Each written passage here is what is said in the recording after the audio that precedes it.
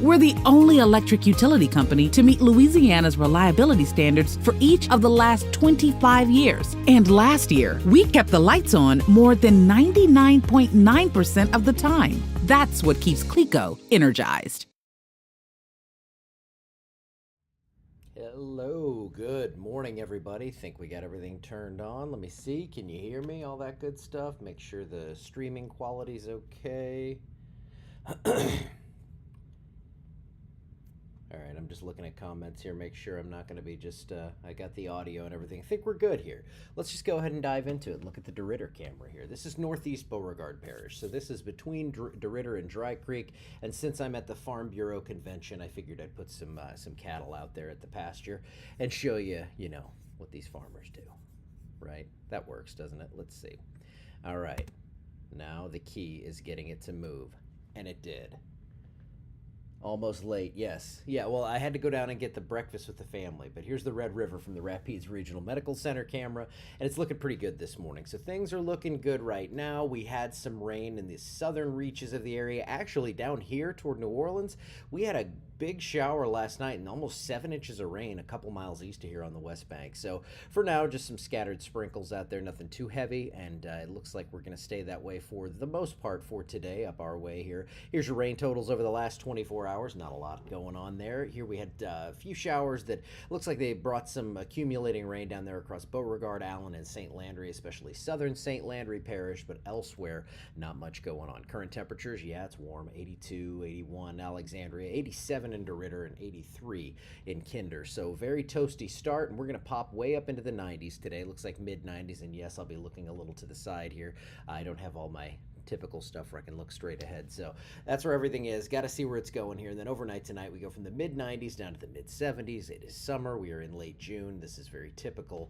And we're going to get to those tropical talks here in just a second. But we do have heat advisories back in effect for the northern half of the area here, anywhere north of Elysville, Alexandria to Marksville line. It's not like it's going to be chilly south of this line, but it's going to be a couple of degrees cooler. Might be a little bit more relief there, but we're all going to be nice and hot up in the mid-90s. 95 degrees by 4 p.m. Rain chances pretty low, 20-30% for today. And here's what Futurecast looks like. So you can see most of the rain's going to hold down south of I-10. Looks like a wet day down here in New Orleans. Looks like just some scattered stuff up there across central Louisiana, and you can see those storms basically pop between about 3 and 6 and then go away. Overnight, not going to see a lot, maybe some lingering stuff down south, but that's it. No real threat for severe weather, although there wasn't one yesterday, and if you didn't see my video, go look at that. A landspout tornado hit the National Weather Service office in Lake Charles. No injuries or anything, but it definitely tossed some stuff around down there. And that's just kind of a weak tornado. It doesn't form in your typical supercell structure, and thankfully no one was hurt or anything like that, and the damage didn't look too crazy, but it was pretty wild to see that up close and personal through their video. So the rain through the next several days here looks like mainly in the southern half of the area. We will see some scattered storms for everyone, but as I've been talking to them down here, 0.2, 0.3, 0.4 inches of rain doesn't do a ton at one time. That dries up pretty quickly. So we need a good soaking rain. We don't need it from this guy, though. This is the tropical disturbance that is developing, and that is actually going to most likely develop later today, and I think later today or tomorrow is when we get that. And then there's another storm on its heels. So look at this. When we look at the tropical outlook here, you have the red one, the 90% area, and then you have another yellow area that's basically underneath it. So there's going to be another system on its heels. I don't think this one's going to become an issue, but it's always interesting to see these things overlapping like this, and we still have our little yellow blob for a low chance of development down in the Bay of Campeche, but nothing too big there.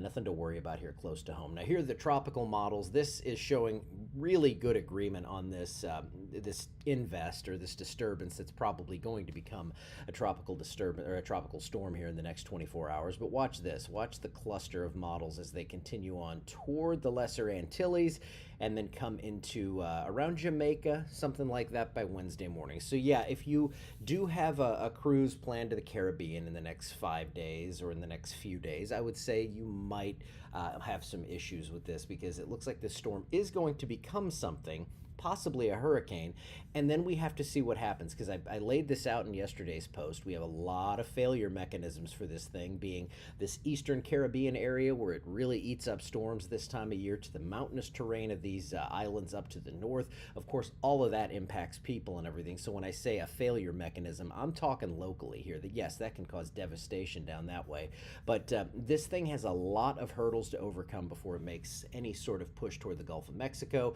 Sure, there are solutions that show that, but as of now, I'm still not worried about this thing making an impact here. And when I say that, I'm not saying I'm never going to be worried about it. I'm saying as of this speech I'm giving you now, I am not terribly worried about this for the Gulf of Mexico. Here's your 7-day forecast, though. Lots of rain, it looks like, but it's not really a lot. It's just going to be lots of scattered stuff. I think Sunday and Monday are our best chances to see the rain, so I was telling them here, if you don't get the rain by Monday, it's going to be tough to come by for about a week after that, and we're going to dry out really quickly, or we have been drying out. We're going to dry out even quicker here as we get that high pressure to anchor up and probably sit overhead for several days. So we're looking for temperatures pushing back toward 100, perhaps toward next weekend. The 4th of July is looking pretty hot, and it looks like there will be at least some rain chance, but that's, again, very typical here, just to see those scattered storms. Here is a look at what's going on beyond this. Beyond this week, it looks like we'll be above normal on the temperatures here, so upper 90s. Maybe we see a couple of hundreds sneak in there, and we've already seen that in parts of the area this year. And then the rain, it looks like it's going to be pretty tough to come by. Again, this all hinges on the tropics. If we get a tropical system pushing this way, that changes, but as it stands right now, I'm not too worried about it. All right, I got the live set up here in New Orleans. I'm excited about this. I have a planned trip to go see friends in Colorado in a few weeks, and so I wanted to get very comfortable with all this again. Of course, if a big hurricane shows up, I guess I'll have to cancel those plans. All right, I'm going to get out of here for today. I'll see you back here tomorrow morning. Have a wonderful Friday. See you back here tomorrow.